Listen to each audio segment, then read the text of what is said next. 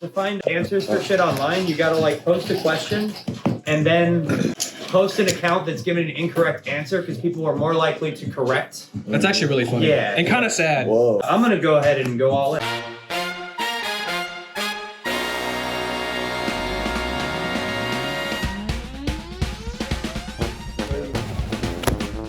That hand makes me want to eat dick. Show him the fucking bluff. Yeah. Show him the bluff. Show him the bluff.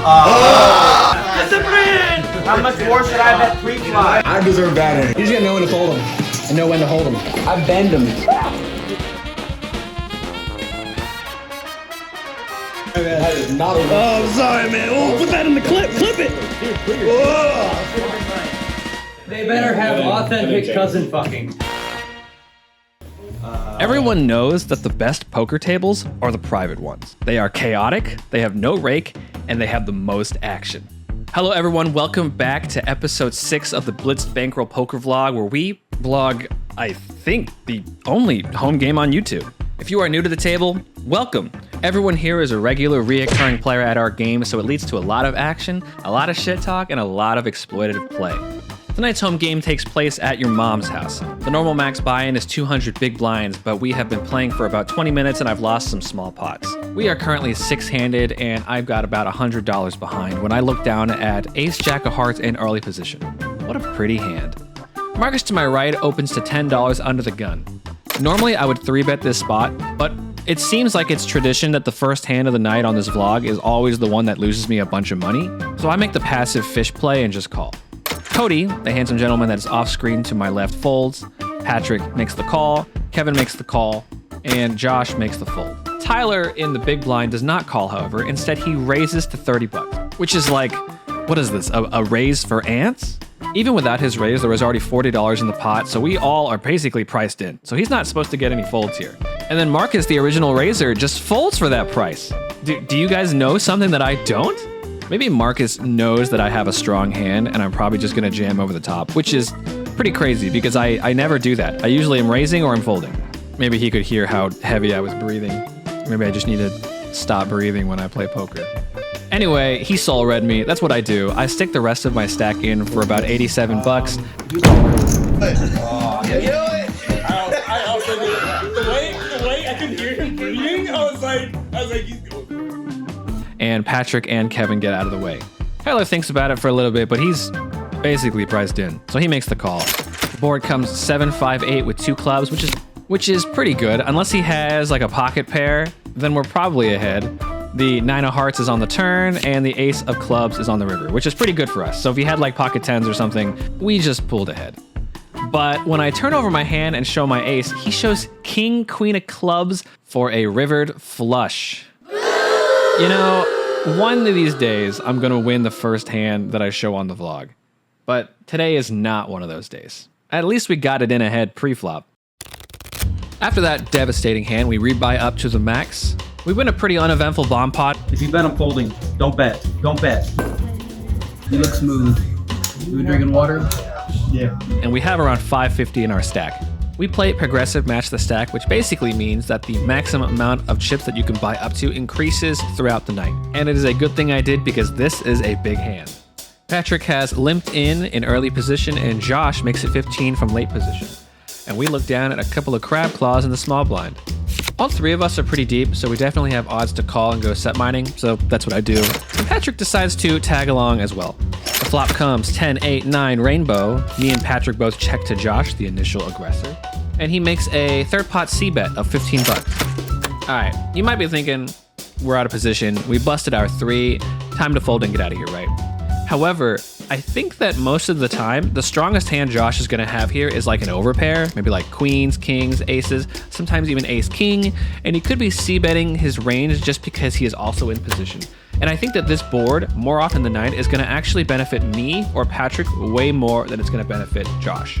And I think if I check raise here, it's gonna look super strong and I can get a lot of better hands to fold. So I check raise to 60 bucks. Pat quickly gets out of the way and Josh thinks for a bit. At this point, I've definitely put him on an overpair. If he didn't and he had something like ace king or ace queen, he probably would just fold here. But after about a minute, he decides that I'm just trying to bully him, which he's right, I am. And he makes the call. The turn is the 8 of spades, which pairs the board and brings a backdoor spade draw into the mix.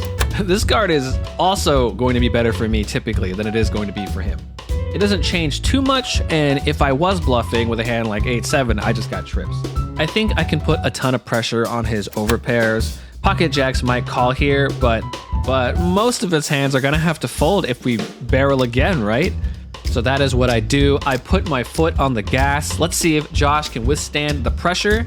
I raise to about a pot-sized bet. I throw out 150 bucks. We only have pocket threes. Please fold. Please, you have to. I have it, Josh. Josh, I have it here every single time. You have to fold. Except Josh doesn't even think about it for that long before he announces call.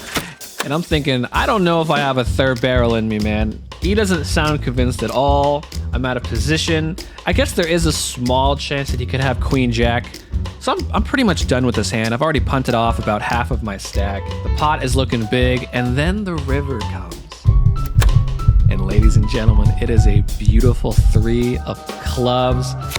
GTO, more like, I got 2 outs, bro. So now we go from bluffing to value betting. We got a full house, so we beat all his straights and his overpairs.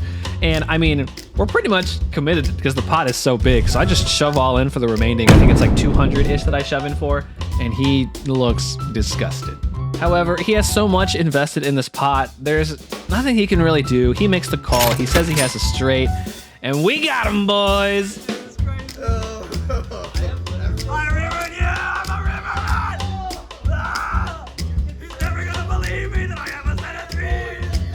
We scoop in a giant pot for a full double up. Poker is a game of skill. I wanted to take a moment and say that when I was reviewing the footage and editing this video, I noticed that when the cards turned over, Josh actually has king, queen of spades.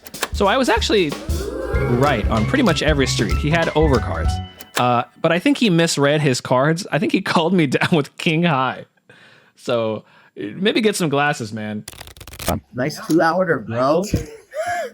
I'm a fish, dude. I'm a fucking when you put it that way. Yeah. I'm a fish, dude. I'm a little fish. Completely over. What kind of Zynga poker fucking shit? We are riding the high of our big win. So we decide that we are going to straddle. Cody, to our direct left, raises it up to $10, which is not a big raise because I am straddling. And we look down at some premium garbage, some 8-5 offsuit. Kevin makes the call, and I mean, it's $6 more. So I just go ahead and defend my straddle. Flop is an interesting one. It's 3-4-8 with 2 hearts. So we hit top pair, but we're out of position and we have no kicker. Shout out to playing this garbage hand. So I check it over to Cody, who checks it over to Kevin, who bets for $17. And with top pair, we can't really go anywhere just yet. So I make the call. Cody folds, and the turn is the 10 of hearts. Interesting spot. We just got demoted from top pair and the flush draw got there. I don't think Kevin has too many 10s that are just leading the turn, but he could have a lot of flush draws that just got there, and I don't know, maybe he was just betting position. So I check again. He fires again, this time for $55. Honestly, at this point, I think it's just kind of an easy fold. What is he betting with that I beat? I lose to a 10. I lose to most 8s. He could have 3-4. He could just have a flush here. There's just so many things that he could have that beats me. And while there is a chance that he's trying to bluff me off because he's playing his position, calling him down here just seems like a weird hill to die on. So I make the call. The river is the king of clubs, which is pretty much a brick unless he just had like king 10, which would be a weird hand for him to have here. But it's not really a great card for me either. I decide that because I've decided to be here at this time, in this place, in this moment, that I have to lead out or he's going to bet big and it's going to suck for me. Because it would suck to call, and then fold to any aggression on the river. So I put out a small blocker bet of $50. If he raises me, I can just run away. If he calls, maybe there's a small chance that I win. I don't know. I just want a cheap showdown. Anyway, he makes the call and shows his 2 pair. And I don't know what I was thinking. I don't know why we thought we could win this hand. Don't play 8-5 offsuit, folks. Generally a bad idea. All right, enough of that dog water. Let's play some real hands.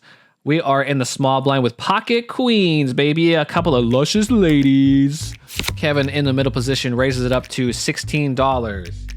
Josh, to his direct left, min raises, which is a bit strange for a 3-bet, but he raises it up to $32, and it folds around to me. This puts me in a weird spot. I obviously want to raise here, but Josh's min raise leads me to believe that he's not that strong, and at the same time, I'm also in the small blind. So I don't want to raise that big, but I also want to raise big. So I guess the question becomes, how much can I get away with raising? I eventually settle on the amount of $115. Though I think maybe I could have gone a smidgen bigger, maybe like 125. Kevin calls the 4-bet, and then Josh thinks about it for a while. He is not happy about this raise. I have to call that. You're like, everything hangs off. You want it? But he eventually does make the call. Even better, the board comes great for us. It's 6 queens 7 with 2 diamonds. Bang! So we flop top set. There is about 345 in the pot, and I end up leading out for $100. I think that at this point, I pretty much know that both of them are on pocket pairs that are less than queens. It could be jacks, 10s, maybe sometimes even 9s, or a few suited premiums like king queen or ace queen. You could probably make an argument for checking here and setting the trap, but I'm pretty sure that if I check, it's just going to check through and we're going to see a turn. And for this price, hands like ace king are probably calling, and any hand under the queen is probably just going to end up folding on the turn anyway. So I decide to continuation bet for $100, which is less than a third pot size. Though I do think that me leading out here is pretty strong, and because of the table talk beforehand, I could probably bet smaller. Maybe quarter pot would have been better here. Especially since they both just end up folding, and Josh actually turns over pocket jacks, so he's able to get away from it. We still scoop a pretty big pot here, but maybe if I had checked or bet smaller, like a quarter pot, maybe like 70, we could have got more. All right, let's keep it going with these premiums. In the next hand, I pick up some red rockets in early position, and I raise it up to $12. Nothing to see here, just standard poker. And the smile inside of my brain slowly becomes a frown as Patrick makes the call. And then Kat makes the call. And then Kevin makes the call. And then Josh makes the call. And then Tyler makes the call. Okay. 6 ways out of position. This is so fun. Even better, the flop comes 6-6-9 with 2 hearts. So is it safe? Is it dangerous? Who knows? Well, there's 5 people behind me, so I check. And it checks all the way around to Tyler, which I think is a good thing. And then Tyler on the button bets $30. He could be doing this with a 6, but he could also be doing this because he's in position, maybe with a 9. He could be doing this with a draw. I do have the ace of hearts, so I just end up making the call. I think it's a bit too thin to raise here, especially if someone is trapping with a 6. Just not a fun spot to be in, really. Patrick makes the call as well. I think if he had anything that was super strong, he probably would have just raised here, so I'm not too worried about him. And then Kevin raises it up to $77. Bit of a weird raise size considering the action. It doesn't sound like he's trying to get any folds.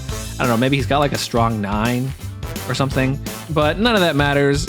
Josh folds, and then Tyler just rips it all in immediately. Bro, what is going on? This is so stupid. Am I really about to fold pocket aces in this spot? Tyler loves to jam with his draws, but would he really do that as a 4-bet? Not to mention, Kevin is still behind me. What if he has the 6? Everyone just called, so they could really have anything. I mean, maybe Patrick is trapping. There's just so many draws. There's so many hands that beat me. It's really difficult to tell if I'm just married to my hand because it looked pretty pre-flop, or if this is just like an easy fold, you know? Maybe I'm just upset because I raised and everyone called me, but eventually I let it go.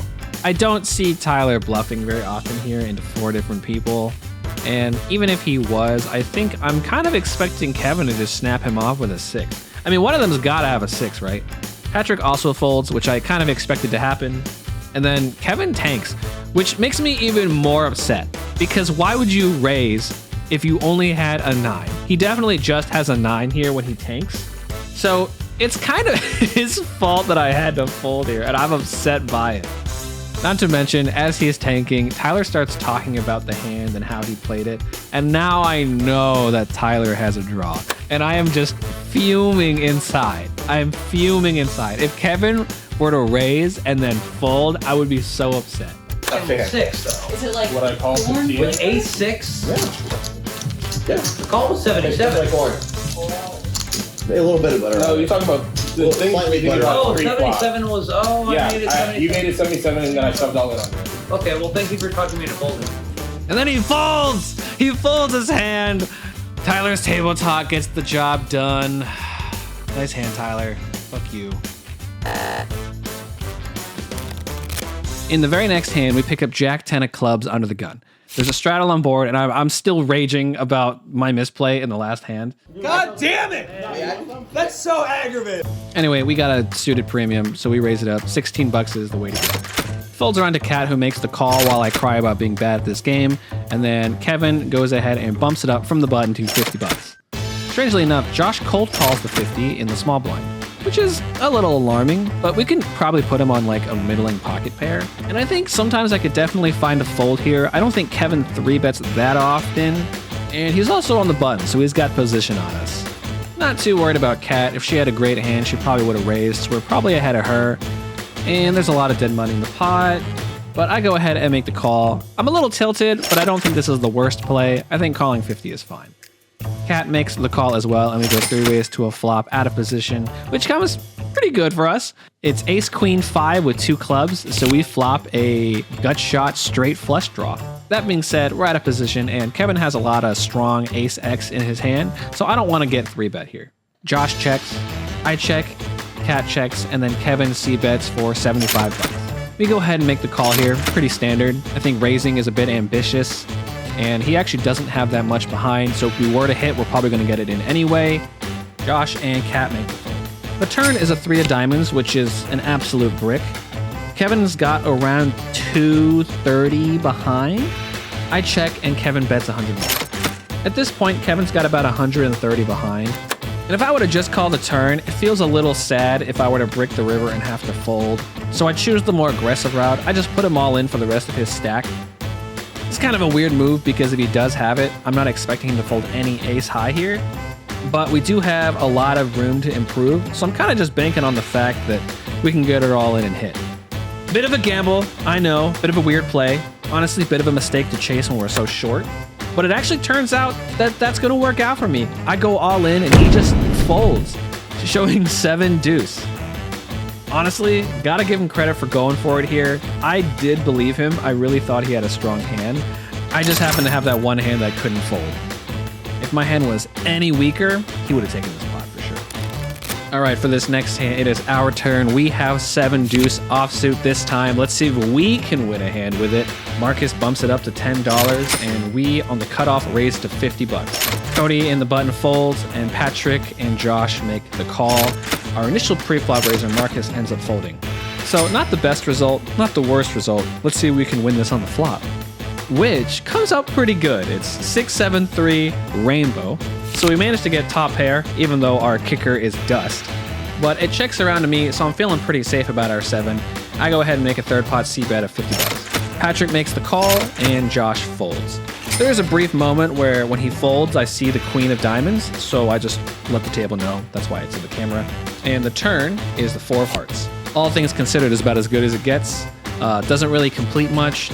I don't think Patrick's going to have a lot of 5s here, and our 7 is still top pair, so that's pretty good. However, when Patrick does check to me, I think that getting value here is a little bit thin. He could just have a better 7, and if he doesn't, and I check it, he's probably going to try and bluff the river. So he checks, I check, and we go to a nice clean river, which is a 6 of spades. There's about 250 in the pot, and now Patrick comes out and leads for 150 bucks. I sort of expected this. He could be doing this with some real hands like pocket 9s, but I don't think that 6 changes much, and I also don't think that this bet size is big enough for me to fold. If he has a real hand here like ace 7 or pocket 9s, this is a great bet sizing for someone who actually has it, but as played, I sort of look super weak. I kind of look like I just have nothing. So a 7 is way too strong to fold. If you got it, you got it. I make the call. I announce that I have a 7, and he flips over ace queen.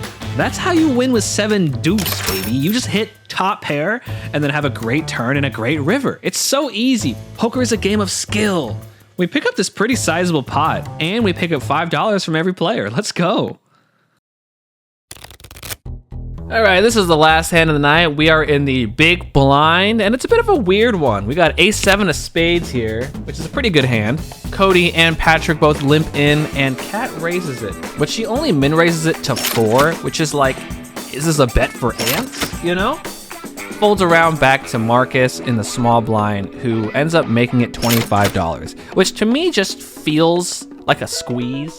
Everyone here looks incredibly weak, especially with a min raise, and he only has to really get through me. I could just call 25 here. It's a pretty sizable bet, but if I do, I feel like Cody, Patrick, and Kat are just gonna call behind, and I'm gonna be stuck in this weird sandwich. And at the same time, my hand's not really that strong. I definitely shouldn't be 4-betting it. However, given how the hand is playing out and how I feel things are, I feel like a min raise here is actually pretty appropriate. It shuts out the rest of the people and allows me to play in position against Marcus. And in the event that he actually has like a crazy good hand, he's probably gonna repop me and I can just run away. So I give his bet a little tickle. I min raise him to $50, and like the prophecies foretold, Cody and Patrick fold. Funny enough here though, Kat actually decides to go all in for her remaining stack, which is $73. Marcus thinks about it for a while, but he's pretty priced in. You can afford it. You can afford the $7. Come on. You don't want to play with What are you, with a witchy boy? You don't want to play with So I'm never expecting him to fold here. He's either going to call or he's going to raise. Either way, I get to be in position because Kat is all in. So my plan is a success. Marcus ends up making the call, and I just call behind. There's a little over 210 in the pot, and the flop comes ace-7-9 with 2 clubs. So we flop 2 pair, which is pretty good for us. We pretty much have the effective nuts unless Marcus has pocket 9s. So when he checks it over to me, I decide to bet small. I bet 85 into the 210. Marcus doesn't seem to have anything though. He quickly folds, and I show my hand, and the turn and the river are both queens. So we actually end up just scooping this pot. After this, the game kind of slows down. I lose a couple of small pots, and we end the night actually down a little bit, around $360, which isn't awful. We're playing a little loosey-goosey this session, I will admit, but it's always nice to give back to the table. So anyway, if you like the content, if you like the vlog, make sure to like and subscribe. Leave a comment if you liked any of the hands or didn't like any of the hands, I don't know. But hey, if you like poker and you like gambling, you like this kind of stuff, make sure to watch these other videos that I made. They should be popping up on the screen. And I don't know, tell your friends about my videos. Maybe, say hello to your mother for me. Okay, bye.